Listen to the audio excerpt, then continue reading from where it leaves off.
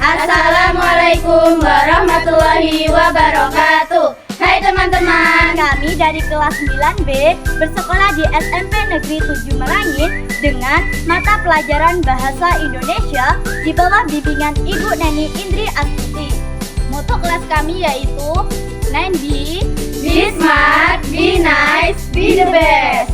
Di sini kami akan membuat video pembelajaran yang membahas tentang kaidah kebahasaan teks pidato persuasif. Kaidah kebahasaan teks pidato persuasif dibedakan menjadi 6, yaitu yang pertama menggunakan kalimat aktif, Yang kedua menggunakan kata tugas. Yang ketiga menggunakan kosakata emotif. yang keempat menggunakan kosakata bidang ilmu, yang kelima menggunakan sinonim, Dan yang keenam menggunakan kata benda abstrak. Saya dengan Amel Puspa Arum. Saya dengan Bilkis Endasnya Ningsih. Saya dengan Vanisha Mea Zahra. Saya dengan Wulan Rahmadani. Saya dengan Melita Indriani. Dan saya dengan Suci Ayu Ramadhani. Untuk video pembahasan berikutnya, Yuk kita simak videonya sekarang. Cek jalan. Sebelum kita memasuki materi kaidah kebahasaan teks pidato persuasif, kita harus tahu dulu apa itu teks pidato persuasif. Teks pidato persuasif merupakan seni mengungkapkan pendapat secara jelas dan logis. Tujuan dari persuasif yaitu membujuk pendengar atau audiens melakukan sesuatu. Kaidah kebahasaan teks pidato persuasif dibagi menjadi 6. Yang pertama, menggunakan kalimat aktif. Yang kedua, menggunakan kata tugas. Yang ketiga, menggunakan kosakata emotif. Yang keempat, menggunakan kosakata bidang ilmu. Yang kelima, menggunakan sinonim. Dan yang keenam, menggunakan kata benda abstrak. Nah, teman-teman, kita masuk ke tahap penjelasan kaidah kebahasaan teks pidato persuasif. Kaidah kebahasaan yang pertama adalah kalimat aktif. Kalimat aktif adalah kalimat yang subjeknya melakukan tindakan atau kata kerja yang terdapat di dalam kalimat tersebut. Contoh dari kalimat aktif adalah ibu memasak nasi di dapur. Jadi, kata kerja yang terdapat dalam kalimat tersebut adalah memasak. Kalimat aktif dibagi menjadi dua, yaitu kalimat aktif transitif dan kalimat aktif intransitif. Kalimat aktif transitif adalah kalimat yang membutuhkan nominal sesuai objeknya dalam kalimat. Contoh dari kalimat aktif transitif adalah ayah mencuci mobil. Jadi, objek yang terdapat dalam kalimat tersebut adalah mobil. Dan kalimat aktif yang kedua adalah kalimat aktif intransitif. Kalimat aktif intransitif adalah jenis kalimat aktif yang tidak membutuhkan objek dalam struktur kalimatnya. Contohnya, kalimatnya mereka sedang tertawa. Jadi, perbedaan antara kalimat aktif transitif dan kalimat aktif intransitif terletak pada kata objek. Kalimat aktif transitif menggunakan kata objek, sedangkan kalimat intransitif tidak menggunakan kata objek. Selanjutnya, kaidah kebahasaan yang kedua akan disampaikan oleh teman saya bernama Bilkis.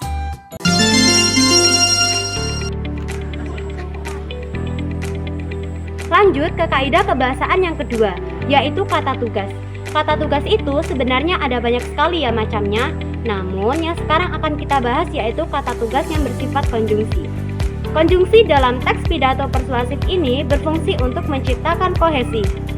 Kohesi adalah keterpautan bentuk, yaitu seperti konjungsi sebab akibat yang biasanya digunakan dalam sebuah pidato persuasif. Contohnya yaitu sebab, karena, oleh karena itu, maka, dan lain sebagainya. Atau lebih detailnya lagi seperti pada contoh berikut ini. Dengan menjadi wirausaha, maka kita pun telah berjuang mengentaskan kemiskinan.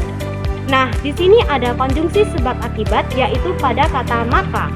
Dan konjungsi ini sering digunakan pada pidato persuasif. Dan kaidah kebahasaan yang ketiga akan disampaikan oleh teman saya yaitu Vanisha Mea Zahra. Nah teman-teman, yang ketiga menggunakan kosakata emotif. Apakah kalian tahu apa itu kosakata emotif? Kata emotif adalah kata yang digunakan untuk melibatkan perasaan audiens. Kosakata emotif merupakan kosakata yang menimbulkan atau membangkitkan emosi subjektif yang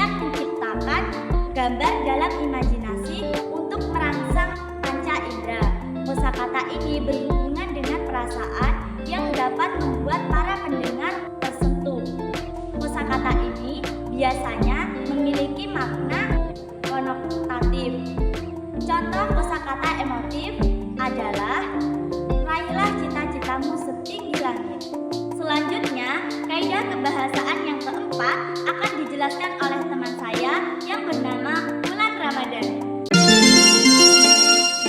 Nah, kita akan lanjut yang keempat, kosakata bidang ilmu. Apa sih kosakata bidang ilmu? Kosakata bidang ilmu adalah kosakata yang digunakan pada bidang keilmuan tertentu saja. Contoh penggunaan kosakata bidang ilmu yaitu seperti salah satu perubahan yang dapat kita rasakan saat ini.